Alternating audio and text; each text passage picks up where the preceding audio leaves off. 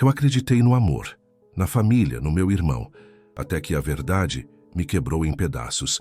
Meu irmão Rafael sempre foi meu farol. Desde que me entendo por gente, ele estava lá, ombro amigo nas quedas de bicicleta, conselheiro nos primeiros desilusões amorosas, um verdadeiro pai que a vida me deu. Crescemos juntos, dividindo segredos sussurrados no escuro do quarto, construindo um universo particular de cumplicidade que eu ingenuamente acreditava ser inabalável. Quando ele conheceu Ana, minha cunhada, meu mundo pareceu se completar ainda mais. Ela trouxe uma leveza, um sorriso constante que iluminava nossos encontros familiares.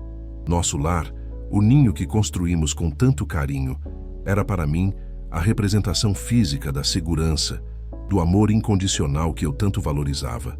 Os anos se passaram em uma calmaria quase idílica. Rafael e Ana pareciam o casal perfeito, trocando olhares apaixonados e risos cúmplices. Eu, por minha vez, encontrava em Ana uma amiga, uma confidente para além da figura de cunhada. Compartilhávamos pequenos segredos, preocupações do dia a dia, e eu sentia um profundo apreço pela maneira como ela cuidava do meu irmão, da nossa casa, da nossa família. Essa sensação de pertencimento, de estar em um lugar seguro e amado, era o alicerce sobre o qual eu construía meus dias, meus sonhos, minhas expectativas para o futuro. Jamais imaginei que esse alicerce pudesse ruir tão repentinamente, tão dolorosamente.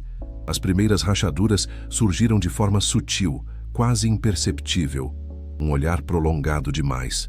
Um silêncio incômodo durante um jantar em família. Uma mensagem no celular que era rapidamente escondida.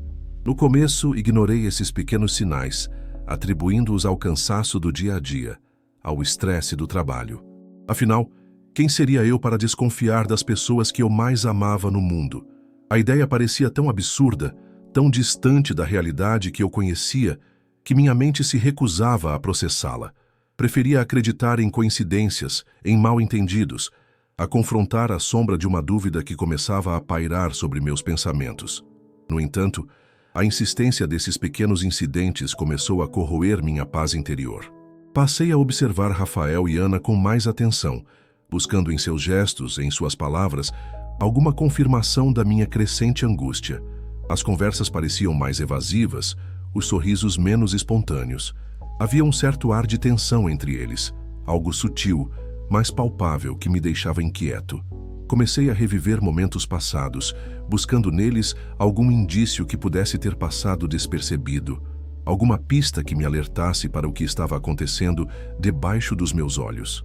A tranquilidade do meu lar estava sendo lentamente substituída por uma atmosfera carregada de desconfiança e insegurança. Uma tarde, ao chegar em casa mais cedo do trabalho, encontrei o celular de Rafael sobre a mesa da sala. A tela estava acesa, exibindo uma troca de mensagens com um número desconhecido. A curiosidade, ou talvez uma premonição sombria, me impulsionou a ler. As palavras que vi ali cravaram-se em minha mente como ferro em brasa. Eram mensagens carregadas de intimidade, de carinho, de um amor que não era direcionado a mim. O remetente? Ana. Meu coração gelou, a respiração falhou por um instante, e o chão sob meus pés pareceu desabar. Aquele era o primeiro golpe, a confirmação brutal de que a realidade que eu conhecia era uma farsa. A dor que se seguiu foi avassaladora, um turbilhão de emoções que me consumiu por dentro. Raiva, tristeza, incredulidade, a sensação de ter sido terrivelmente enganado por aqueles em quem eu mais confiava. Como eles puderam fazer isso comigo? Como Rafael, meu irmão, meu protetor, pôde me trair de uma maneira tão cruel? E Ana, a mulher que eu considerava parte da minha família, como pôde me apunhalar pelas costas? Aquele dia, o meu mundo se estilhaçou em 1000 pedaços, e a segurança que eu tanto prezava se transformou em poeira. Passei noites em claro, revendo cada momento, cada conversa, cada olhar trocado entre eles, buscando entender como eu não percebi nada. A cegueira da confiança havia me impedido de enxergar a verdade que estava escancarada. As lembranças felizes se tingiram de amargura. A cumplicidade fraterna se tornou uma máscara, e o amor que eu acreditava existir em meu lar se revelou uma dolorosa ilusão. A sensação de vazio era imensa, como se uma parte essencial de mim tivesse sido arrancada. Decidi confrontá-los. Precisava de respostas, por mais dolorosas que fossem. Marquei um jantar em nossa casa, um lugar que agora me parecia estranho, carregado de um segredo sombrio. O clima à mesa era tenso, as palavras pairavam no ar como fantasmas. Finalmente, tomei coragem e joguei as mensagens sobre a mesa. O silêncio que se seguiu foi ensurdecedor, quebrado apenas pelos soluços de Ana e pelo olhar evasivo de Rafael. Naquele momento, a verdade se tornou inegável e a dor da traição se intensificou, cortando fundo em minha alma. Como puderam? Foi a única coisa que consegui murmurar, a voz embargada pela emoção. As lágrimas escorriam pelo meu rosto, enquanto eu observava o sofrimento estampado no rosto de Ana e a vergonha nos olhos de Rafael. Eles tentaram se explicar, balbuciando desculpas e justificativas que soavam vazias e insignificantes diante da profundidade da minha dor. Aquele jantar marcou o fim de uma era, o desmoronamento da família que eu tanto amava e na qual tanto acreditava. A noite da confrontação foi apenas o prelúdio de um sofrimento ainda maior. As explicações de Rafael e Ana vieram aos poucos, fragmentadas, revelando uma teia de ressentimentos e insatisfações que eu jamais imaginei existir. Ana confessou que se sentia negligenciada em nosso casamento e buscava em Rafael o carinho e a atenção que não encontrava em mim. Suas palavras eram como facadas, cada frase abrindo novas feridas em meu coração já dilacerado. Eu me debati internamente, tentando entender onde eu havia falhado, o que eu havia deixado de oferecer a ela. Aquela noite foi um divisor de águas, a quebra de um espelho que refletia uma imagem perfeita de família. As desculpas de Ana, por mais que tentasse suavizá-las, eram um golpe duro na minha autoestima. Ela falava de uma ausência que eu não percebia, de lacunas emocionais que eu, em minha inocência, jamais imaginei estarem abertas. Ouvir que o amor e a proteção que ela buscava encontrou nos braços do meu irmão era uma traição em um nível que eu jamais seria capaz de mensurar. Eu me sentia nu, exposto em minhas falhas, mesmo que eu não as enxergasse. O casamento que eu jurava ser feliz, para ela, era uma prisão de insatisfações e solidão. Enquanto Ana despejava sua dor, Rafael permanecia calado, com o olhar fixo em algum ponto distante, como se a cena se passasse em outra dimensão. Ele evitava meu olhar, e a cada segundo de seu silêncio, a raiva dentro de mim crescia. Eu precisava de uma explicação dele, daquele que sempre foi meu modelo, meu porto seguro. A traição de Ana, por si só, já era devastadora, mas a de Rafael era uma ferida aberta, supurando a cada lembrança de cumplicidade, de promessas de lealdade que agora soavam como escárnio. A figura do herói de minha infância desmoronava diante dos meus olhos, revelando um estranho, um inimigo. Apesar da dor excruciante, havia uma parte de mim que ainda clamava por respostas, por um mínimo de clareza em meio ao caos. Não podia ser apenas um caso banal. Não com Rafael. Havia algo mais. Eu sentia. Era como se uma peça estivesse faltando no quebra-cabeça. Uma peça escura e antiga que eu não conseguia encaixar. A sensação de impotência era esmagadora, e a cada tentativa de Rafael de se justificar com frases clichês, minha fúria aumentava. Eu precisava que ele olhasse para mim, que me dissesse a verdade, por mais cruel que ela fosse. Me diz, Rafael, por quê? As palavras saíram como um sussurro rouco, quase inaudível. Ele finalmente levantou a cabeça, seus olhos marejados encontraram os meus, e neles vi uma mistura de culpa, arrependimento e algo mais, algo que eu não conseguia decifrar. A tensão na sala era palpável, o ar pesado com a expectativa da revelação que eu tanto temia e ao mesmo tempo ansiava. Ana, em prantos, parecia encolher-se no sofá, como se quisesse desaparecer. Era um momento de suspensão, onde o passado, o presente e o futuro se chocavam em um turbilhão de emoções. E então, ele começou a falar. Sua voz era baixa, embargada, e as palavras saíam a custo, como se cada uma delas o machucasse profundamente. Ele falou sobre a sombra do nosso pai, um homem que nos abandonou na infância e que, em sua ausência, criou um vazio que Rafael sentiu-se compelido a preencher. Ele falava de uma promessa feita à nossa mãe, de cuidar de mim, de me proteger de tudo e de todos. Mas, ao mesmo tempo, ele se sentia preso, sufocado pelas responsabilidades que não eram dele, pelo peso de uma vida que ele sentia não ser a sua. A cada palavra, um novo golpe. Ele confessou que sentia um ressentimento antigo, um rancor por ter que carregar o fardo de ser o homem da casa tão cedo, abrindo mão de seus próprios sonhos para garantir meu bem-estar. Lembro-me dele aos 14 anos, trabalhando depois da escola para ajudar minha mãe com as contas, enquanto eu, criança, brincava despreocupado. Na minha memória, ele era o irmão herói. Na dele, um mártir. Aquelas palavras me atingiram como um raio, e a imagem que eu tinha dele começou a se fragmentar, revelando camadas de dor e sacrifício que eu jamais havia imaginado. Ele prosseguiu, revelando que a traição com Ana não foi apenas um ato de paixão momentânea, mas uma fuga, uma tentativa desesperada de encontrar um alívio para a pressão que sentia. Ele admitiu que via em Ana não apenas uma mulher, mas uma aliada, alguém que o entendia, que o via para além da figura do irmão responsável. Era como se, ao trair meu casamento, ele estivesse de alguma forma se libertando de um passado que o aprisionava, uma ironia cruel que eu mal podia suportar. Minha cabeça girava, tentando assimilar a complexidade daquele emaranhado de sentimentos. As revelações de Rafael abriam uma nova dimensão para a traição. Não era apenas sobre um caso extraconjugal, era sobre uma vida inteira de sacrifícios, de mágoas guardadas, de um amor fraterno que se misturava com um ressentimento profundo. Eu o via de forma diferente agora, não apenas como o traidor, mas como um homem complexo, ferido, que carregava um peso invisível por anos. Aquela conversa não amenizava minha dor, mas a transformava, adicionando camadas de tristeza e incompreensão. A raição de Rafael não era um ato isolado, mas o ápice de uma série de eventos e sentimentos acumulados. Ana, por sua vez, revelou que nossa relação, para ela, havia se tornado fria, distante.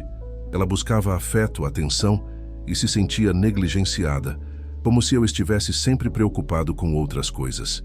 O trabalho, as responsabilidades, tudo parecia ter precedência sobre a nossa conexão. Eu a ouvia, e cada palavra era um punhal. Como eu pude ser tão cego? Como pude não perceber a solidão dela, a busca por algo que eu não estava oferecendo? A raiva inicial deu lugar a uma profunda tristeza, a uma sensação de falha que me consumia por dentro. As confissões deles não trouxeram o alívio que eu esperava, mas uma nova camada de confusão. Eu estava dividido entre a dor da traição e a compreensão dos motivos ocultos. Rafael e Ana, que antes eram vilões em minha mente, agora se mostravam como seres humanos falhos, complexos, com suas próprias dores e frustrações. O meu mundo preto e branco se coloria de nuances cinzas, e a decisão de perdoar ou romper os laços tornou-se um dilema agonizante. Minha família, o meu porto seguro, havia se transformado em um campo minado de emoções. A partir daquele dia, a casa se tornou um lugar de silêncio pesado, de olhares que se desviavam, de palavras que não eram ditas. A cada refeição, cada encontro, sentia a ausência da leveza que antes preenchia o ambiente. Ana e Rafael, por mais que tentassem, não conseguiam disfarçar o constrangimento, a culpa que pairava sobre eles como uma névoa densa. Eu, por outro lado, estava em um turbilhão de emoções oscilando entre a raiva, a mágoa e uma estranha empatia pelas suas histórias, por mais que me custasse admitir. A ideia de perdoar parecia uma heresia. Como eu poderia perdoar uma traição tão profunda, vinda das pessoas que eu mais amava e confiava? A imagem da cumplicidade entre Rafael e Ana, antes um símbolo de união, agora me assombrava, manchada pela infidelidade. Era como se uma parte de mim, essencial e pura, tivesse sido arrancada. A dor física se misturava à dor emocional, uma chaga aberta que se recusava a cicatrizar. Eu me sentia fragmentado, perdido em um labirinto de emoções contraditórias. No entanto, a ideia de romper também era assustadora. Rafael era meu irmão, meu passado, minhas raízes. Ana, por anos, foi minha parceira, a mulher com quem eu planejei um futuro. A simples possibilidade de apagar anos de história, de laços construídos com tanto carinho, me causava um nó na garganta. Era como se eu estivesse diante de um abismo, e qualquer caminho que eu escolhesse me levaria a uma queda dolorosa. A minha mente, antes tão clara e objetiva, estava agora turva, indecisa, sobrecarregada pelo peso da decisão. Passei semanas em um isolamento autoimposto, evitando contatos, mergulhado em meus próprios pensamentos. As ruas da cidade pareciam mais cinzentas, as cores mais opacas. A alegria que antes eu sentia em pequenas coisas se esvaiu, substituída por uma apatia profunda. Meus amigos tentavam se aproximar, mas eu os afastava, incapaz de compartilhar a amplitude da minha dor. Como eu poderia explicar o que eu estava sentindo se nem eu mesmo compreendia a complexidade da minha própria situação? As palavras de Rafael ecoavam em minha mente. O ressentimento, o peso da responsabilidade, a fuga. E as de Ana, a solidão, a busca por afeto, a sensação de negligência. Eles eram as vítimas de suas próprias escolhas, mas eu era a vítima das consequências. A linha entre certo e errado, entre culpa e compreensão, tornava-se cada vez mais tênue, e eu me sentia preso em um ciclo vicioso de raiva e piedade, sem conseguir encontrar uma saída para a minha própria dor. Eu precisava de clareza, de uma perspectiva externa, mas não conseguia me abrir com ninguém. Minha alma clamava por um alívio, por uma direção, por um sinal que me guiasse através daquele mar revolto de emoções. A cada dia que passava, a pressão da decisão aumentava, e o medo de tomar a escolha errada me paralisava. Me mantinha em um estado de limbo emocional que parecia não ter fim. Eu sentia que minha vida estava em suspensão, esperando por uma resposta que eu não conseguia encontrar. Em uma tarde chuvosa, enquanto olhava pela janela, lembrei-me de um antigo álbum de fotos, guardado no fundo de um armário. Imagens de uma infância feliz, de um Rafael sorridente me carregando nos ombros, de uma Ana radiante em nosso casamento. Aquelas fotos, antes símbolos de felicidade, agora eram um gatilho para a dor. Mas ao mesmo tempo, elas me fizeram questionar.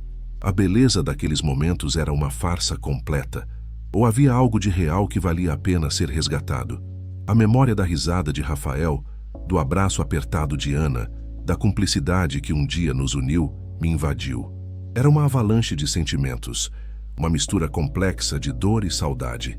Percebi que, por trás da traição, havia uma história, uma conexão que foi real para mim, pelo menos por um tempo. A ideia de jogar tudo fora, de apagar completamente as pessoas que um dia foram tão importantes em minha vida, era quase insuportável, um sacrifício que me parecia desproporcional. Ainda assim, a ferida da traição pulsava, lembrando-me da profundidade da dor que eles me causaram. Era como se eu estivesse em uma corda bamba, equilibrando-me entre o perdão e o rompimento, sem saber para que lado penderia.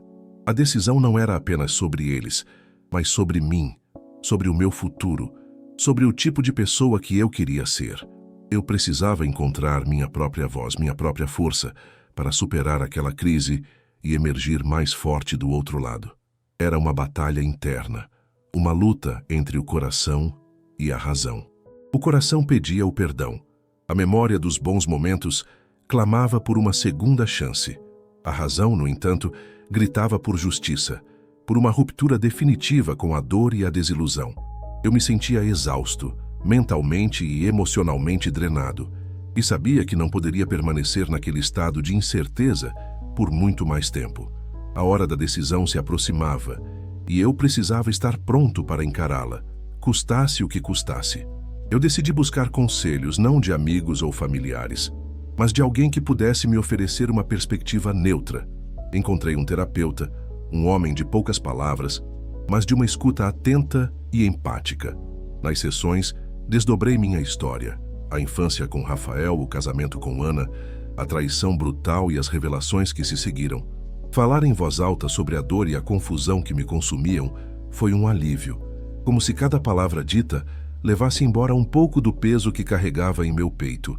Ele não me deu respostas prontas, mas me ajudou a organizar meus pensamentos, a enxergar as nuances da situação. As conversas com o terapeuta me levaram a uma compreensão mais profunda, não apenas da traição, mas de mim mesmo. Percebi que minha dependência de Rafael, a idealização de um irmão perfeito, havia me cegado para suas próprias imperfeições e sofrimentos. E com Ana, Minha incapacidade de perceber sua infelicidade era um reflexo da minha própria imaturidade emocional. Eu havia construído um castelo de areia, baseado em expectativas e não na realidade dos relacionamentos. Essa autoconsciência, por mais dolorosa que fosse, foi o primeiro passo para a cura. Lentamente, comecei a reavaliar o que significava perdão. Não era sobre esquecer a dor ou absolver Rafael e Ana de suas responsabilidades. Era sobre libertar a mim mesmo do peso do ressentimento, da amargura que me corroía por dentro. Perdoar não significava necessariamente retomar a relação, mas sim encontrar a paz em meu próprio coração. Essa perspectiva me trouxe um fôlego novo, uma luz no fim do túnel que parecia intransponível. A ideia de que eu poderia ser o agente da minha própria cura e não apenas uma vítima era poderosa.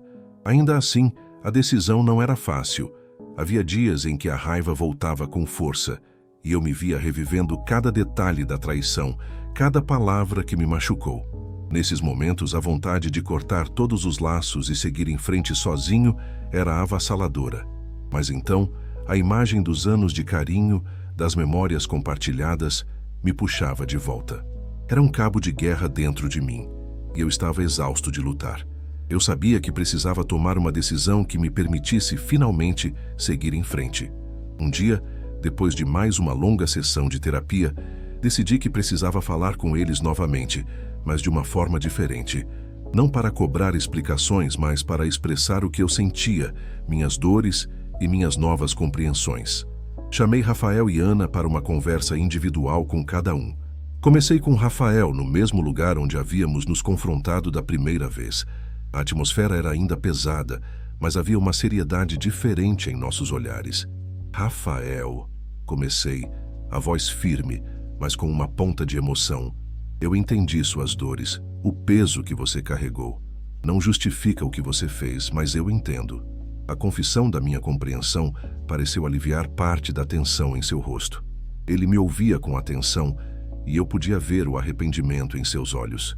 Eu continuei, falando sobre a minha dor, sobre a quebra da confiança, sobre como a figura dele, meu protetor, havia se desfeito diante dos meus olhos. Era uma conversa honesta, sem acusações, apenas a expressão crua de sentimentos. Rafael, então, pela primeira vez, abriu-se de forma mais profunda. Ele chorou, pedindo perdão não apenas pela traição, mas por anos de ressentimento velado, por não ter sido honesto com ele mesmo e comigo. Ele expressou o quanto o fardo de ser o irmão mais velho perfeito o sufocou, e como a traição foi um grito desesperado por liberdade, ainda que destrutiva. Naquele momento, eu o vi não como o meu herói inabalável, mas como um homem falho, com suas próprias cicatrizes, e isso de alguma forma me humanizou a dor. A conversa com Ana foi igualmente difícil, mas necessária. Ela também chorou, reconhecendo seus erros, a forma como buscou fora o que não encontrava dentro e a dor que me causou. Eu a ouvi sem interrupções e, pela primeira vez, vi sua perspectiva de forma mais clara. Ela confessou que se sentia uma sombra em minha vida e que a paixão por Rafael havia sido uma tentativa desesperada de se sentir viva novamente. A vulnerabilidade em seus olhos me tocou, mesmo em meio à minha própria mágoa. Eu disse a Ana que, embora entendesse suas razões, a traição havia quebrado algo irrevogável em nós, que o amor que eu sentia por ela havia se transformado e que, embora eu a perdoasse, nosso caminho como casal havia chegado ao fim. Era uma decisão dolorosa, mas necessária para a minha própria saúde mental e emocional. Ela aceitou com lágrimas, mas com uma compreensão silenciosa, como se soubesse que aquele era o desfecho inevitável. Com Rafael, a decisão foi mais complexa. Eu não podia simplesmente apagar meu irmão da minha vida. Eu sabia que, para minha própria paz, eu precisava redefinir nossa relação. Disse a ele que o perdão estava em meu coração, mas que a confiança levaria tempo para ser reconstruída, que nosso vínculo de irmãos seria testado, mas que eu estava disposto a tentar, se ele também estivesse. Era um primeiro passo hesitante, mas um passo em direção a um futuro ainda incerto, mas com a possibilidade de cura. O processo de reconstrução foi longo e tortuoso. A casa, antes cheia de risadas, agora se dividia. Ana mudou-se para um novo lugar. e a ausência dela deixou um vazio, uma lembrança constante do que se perdeu. Meu casamento chegou ao fim, mas não com o gosto amargo da vingança, e sim com a compreensão de que, às vezes, o amor, por mais real que tenha sido, simplesmente não é suficiente para manter duas pessoas unidas. Eu me permiti sentir a dor do luto pelo fim do relacionamento, mas também a leveza de uma decisão tomada por mim mesmo. Com Rafael, a dinâmica mudou drasticamente. As conversas eram mais diretas, menos carregadas de idealização. Eu o vi não como o irmão perfeito, mas como um ser humano com suas próprias falhas e cicatrizes, assim como eu. Aos poucos, as barreiras foram caindo. Compartilhamos mais sobre nossos medos, nossas expectativas e começamos a construir uma nova forma de relação, baseada na honestidade e na vulnerabilidade, e não mais na imagem que eu havia criado dele. Era um processo lento, mas real, de redescoberta de um vínculo. Eu me dediquei a mim mesmo. Voltei a praticar hobbies que havia abandonado, fiz novas amizades, explorei novos interesses. A dor da traição, aos poucos, foi se transformando em uma cicatriz, um lembrete do que eu havia superado. Eu percebi que a verdadeira liberdade não estava em fugir do passado, mas em confrontá-lo, perdoá-lo e aprender com ele. A experiência, por mais dolorosa que tenha sido, me forçou a crescer, a amadurecer, a encontrar minha própria força interior. Ainda há dias em que a melancolia bate, em que as lembranças do que foi se misturam ao que é. Mas agora, eu tenho a capacidade de processar esses sentimentos, de aceitá-los sem me deixar consumir por eles. A minha família, antes definida por laços sanguíneos e por um casamento, agora se redefinia por laços de escolhas conscientes, de perdão e de crescimento individual. Eu aprendi que o amor nem sempre é perfeito, mas que a capacidade de amar e de perdoar a nós mesmos e aos outros é o que realmente nos liberta. A minha vida não voltou a ser o que era antes, e nem eu queria que fosse. Eu me tornei uma pessoa mais resiliente, mais ciente das minhas próprias vulnerabilidades e da complexidade das relações humanas. O porto seguro que eu buscava fora, descobri que estava dentro de mim, na minha capacidade de me levantar após a queda, de perdoar o imperdoável e de construir um novo caminho, pavimentado com a verdade e com a aceitação. O passado que antes me aprisionava, agora era apenas um capítulo da minha história, um capítulo doloroso, mas que me levou à minha própria redenção.